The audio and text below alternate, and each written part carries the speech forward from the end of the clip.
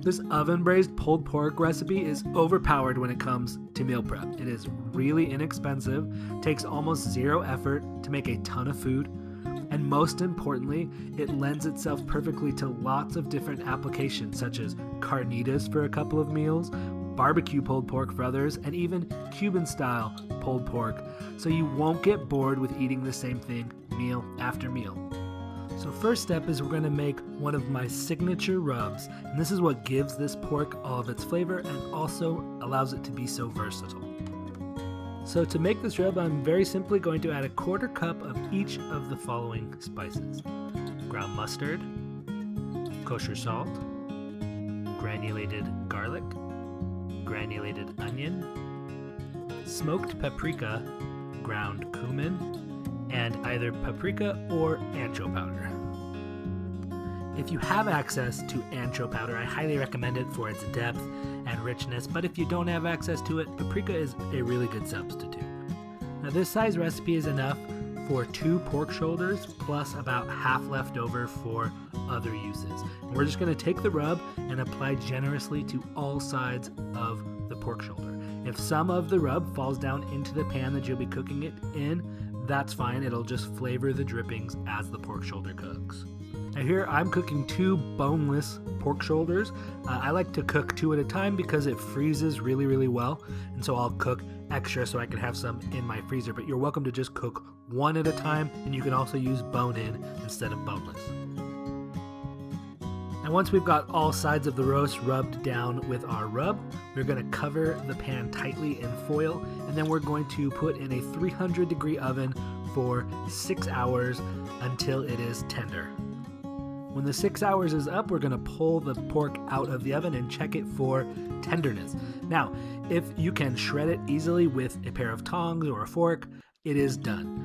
If it's bone in, you should also be able to pull the bone out clean. These are signs that it is done. If that's not the case, if it's still rubbery and tough, then you'll want to put it back in the oven for another half hour or so and check again. Once it is tender, it is done. Now it is easiest to shred the pork while it is still warm, so you don't want it to be cold when you start shredding it. So I recommend, even if you're not going to be eating it immediately, you'll want to shred it while it is still warm. Now if you do have time, you may want to let it sit in its braising liquid for an hour or so, because it will begin to reabsorb some of that liquid as it cools, but you don't want to let it to get too cold before you shred it. I find it easiest to transfer it to a sheet tray and then begin to shred it on the sheet tray.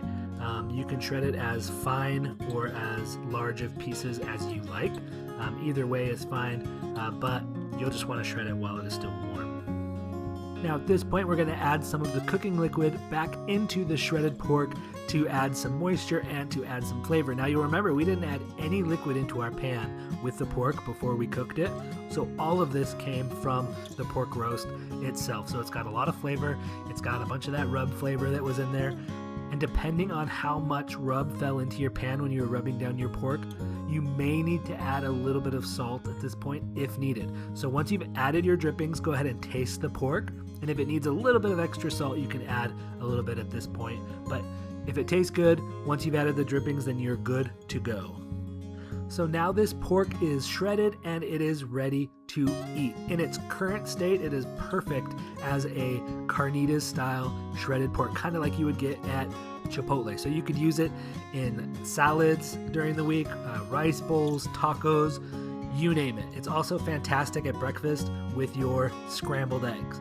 So you'll want to have a portion of it as is, but the wonderful thing about this recipe is it is so versatile. I'll also take a portion of this shredded pork that I've shredded, and I'm going to add some barbecue sauce. And now I will have a few meals this week as barbecue shredded pork. So pulled pork sandwiches would be perfect. And then lastly, I'm going to take another portion of this pork and I'm going to add my amazing citrus herb sauce. Now I have a video on that sauce that I'll link in the description, and it only takes about 2 minutes to make this sauce, and then you can add it to this shredded pork and it is incredible. It's like a Cuban style mojo pork, so you can use it in cubano sandwiches, you can use it in rice bowls. It's fantastic.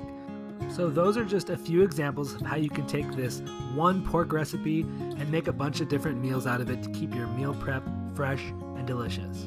I hope you've enjoyed this video. Maybe you've learned something. If so, don't forget to like and subscribe.